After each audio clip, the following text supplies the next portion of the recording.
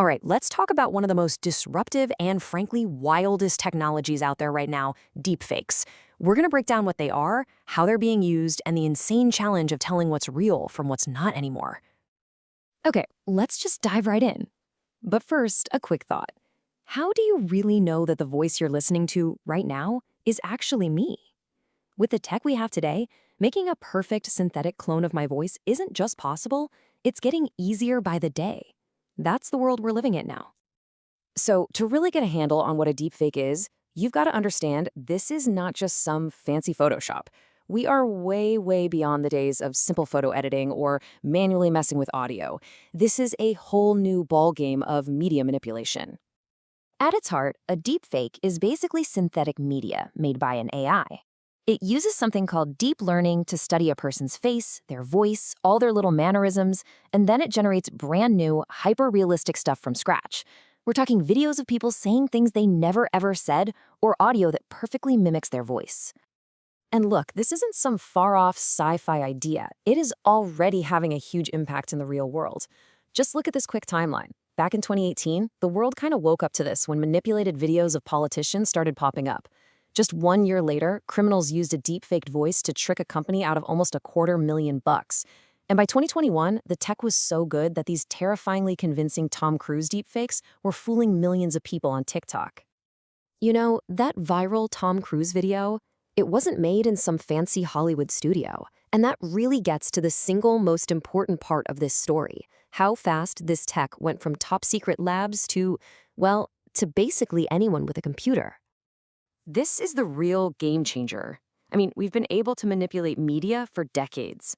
But the key difference now is just how accessible and how high quality this stuff has become.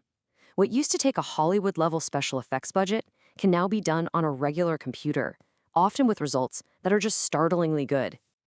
So, just how easy is it? Well, on a lot of these platforms, it's a simple 3-step deal. You upload a picture, you add some audio, could be your own voice, or even just text you type in, and then you click generate. The AI does the rest, spitting out a lip-synced video in just a few minutes. It's insanely powerful and almost disarmingly simple. And of course, when a technology this powerful gets this easy to use, it creates a huge split. It becomes a double-edged sword, both an incredible tool for creativity and a seriously dangerous weapon for criminals. To really understand the threat, just look at this number, $690,000. That is how much one single retiree lost to a crypto scam that used a deepfake video of Elon Musk to make it look legit. The financial danger here is very, very real. So here's the fundamental conflict, right? You've got this duality. On one side, you have all the threats, the financial scams, political chaos, corporate sabotage, and the truly awful creation of non-consensual pornography. But on the flip side, legitimate industries are using it for things like dubbing movies, creating training videos with AI avatars, and building entire companies around this synthetic media. And this quote just captures the mood perfectly. A user on Reddit's entrepreneur forum just put it out there plain and simple. The future is synthetic, and there's money to be made. This isn't just a threat anymore, it's a booming industry, which makes any attempt to just ban it incredibly complicated. So this all leads to the big, inevitable question, right? If deepfakes are getting this good and this common, how in the world do we fight back? Well, it's kicked off this massive, high-stakes technological arms race between the people making the fakes and the people trying to detect them. Seriously, if you can't always trust your own eyes and ears, what can you trust? The answer, kind of ironically, is to fight fire with fire, using even more AI to try and catch the fakes. So, these deepfake detectors are basically like digital detectives.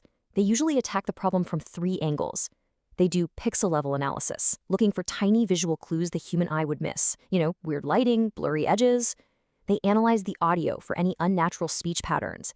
And they dig into a file's metadata, its digital DNA, to look for any hidden signs of manipulation. Okay, now this slide looks a little technical, but it shows the whole problem perfectly. See the graph on the left? Think of that dotted diagonal line as just random guessing. The curved lines show how good a detector is. The more it bows to the top left corner, the better.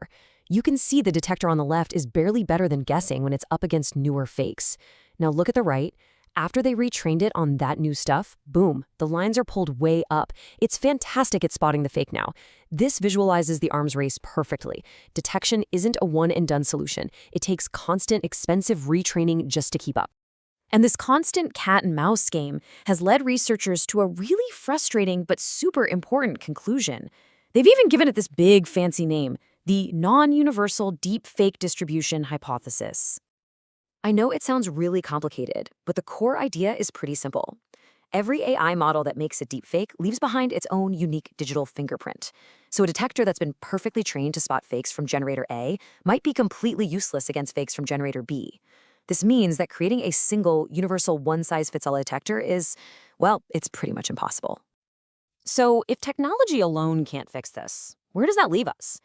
It forces us to deal with the huge societal fallout of living in a world where you just can't take what you see and hear at face value anymore.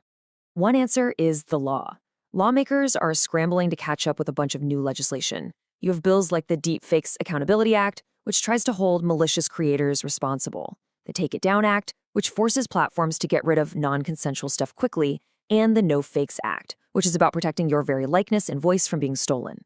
The idea is to create some real-world consequences for misusing this tech.